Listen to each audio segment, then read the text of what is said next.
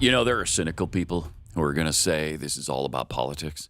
No. Yeah, You think? they will. I think they will. I think that. Where would they get that idea don't from, know. though? I don't. These right-wing kooks, you know the ideas they come up with, spur of the moment. They're just so nutty. But some will say Donald Trump was indicted simply because of political reasons. And wow, it's true.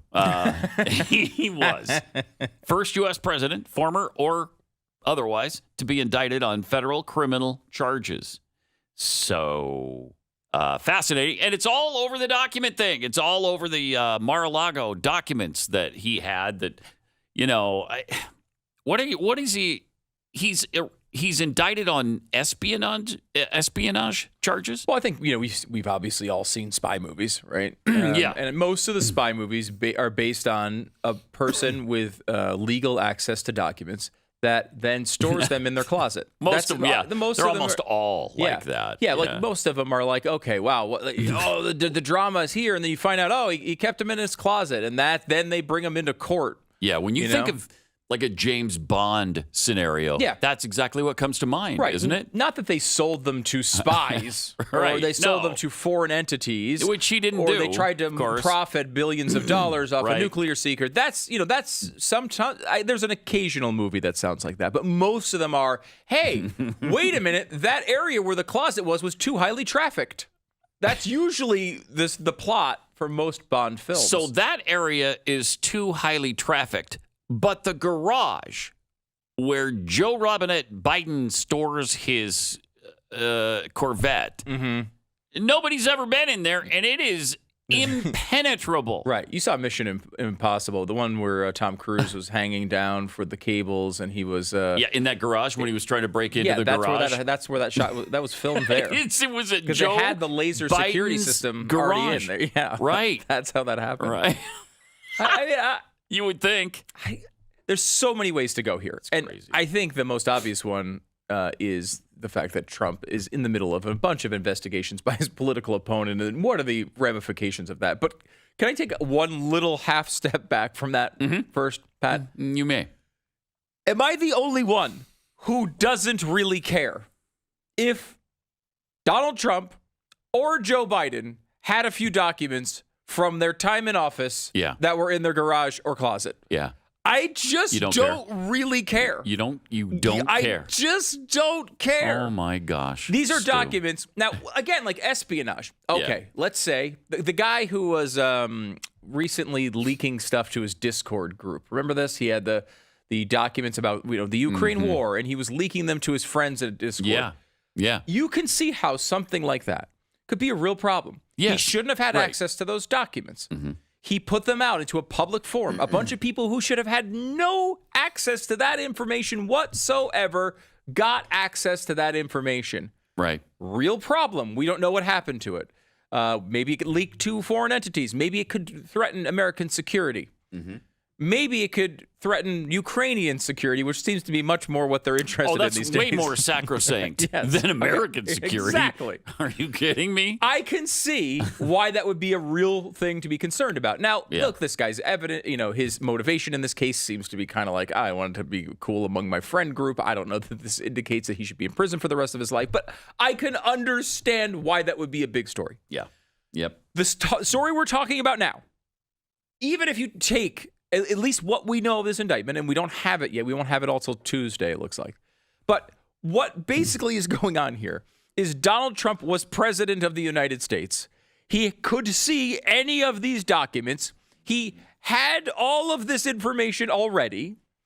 He left office. You might remember, pretty chaotic time when he left office. The period between January 6th and January 20th was a little rocky, if you don't remember that.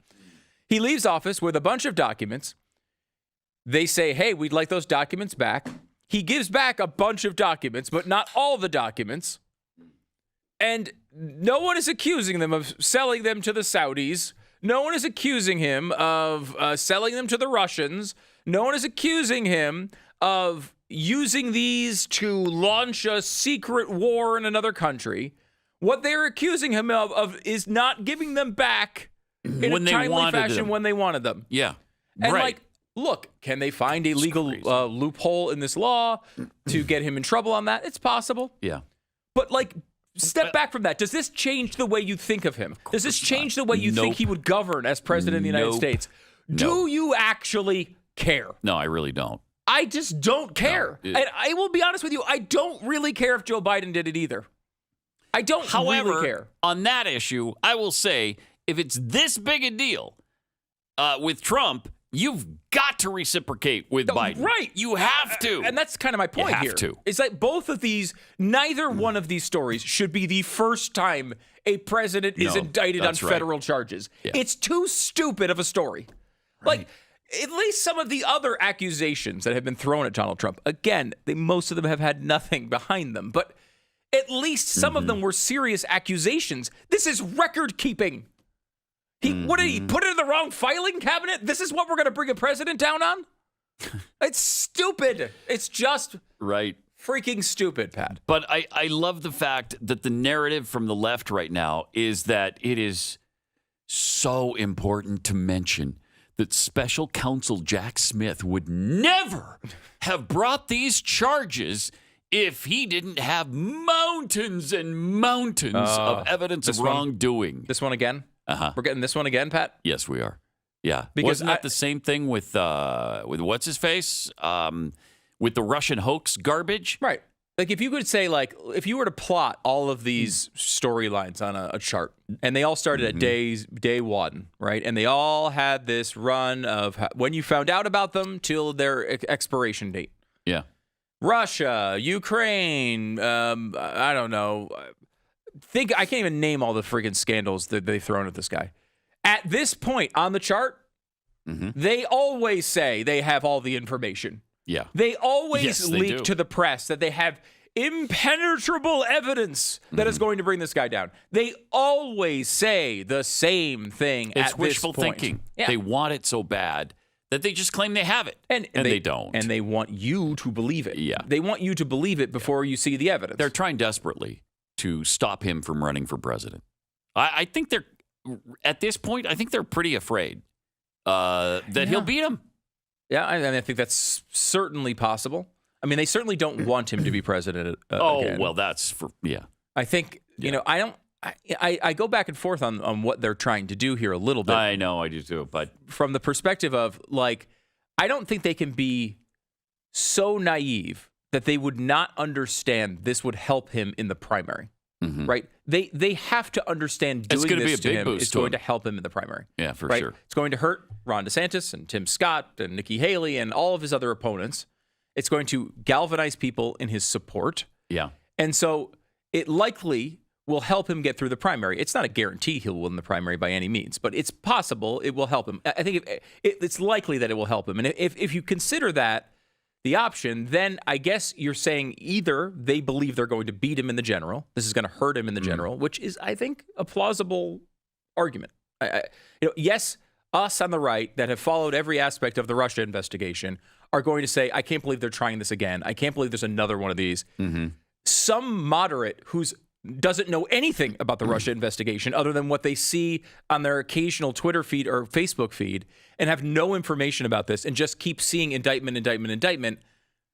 It could be another story in the general. And that's a real concern you have to think about when you're looking at this stuff. Did you see what Jamie Raskin, who was a Democrat from Maryland, had to say yesterday about this situation? Really hard for me to just not turn him off. I applaud you, Pat, for sticking with it and actually reading what he said, because I was not willing to go that far.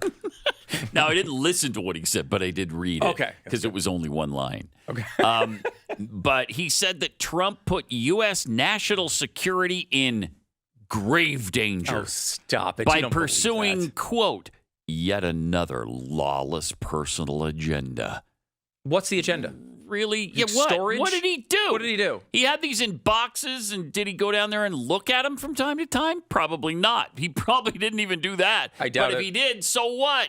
He already knew about it. He already in the knew first what they place. were. That's why he took them. I don't. If you're alleging, if there's evidence that he sold them to Russian spies, if the FSB or KGB or whoever is in power in Russia now, if he sold them to some Russian spy, okay, and you've got evidence of that. Oh, Maybe you got huge. photographic evidence. I'd okay. want him thrown in prison. I can go with you on the grave danger thing.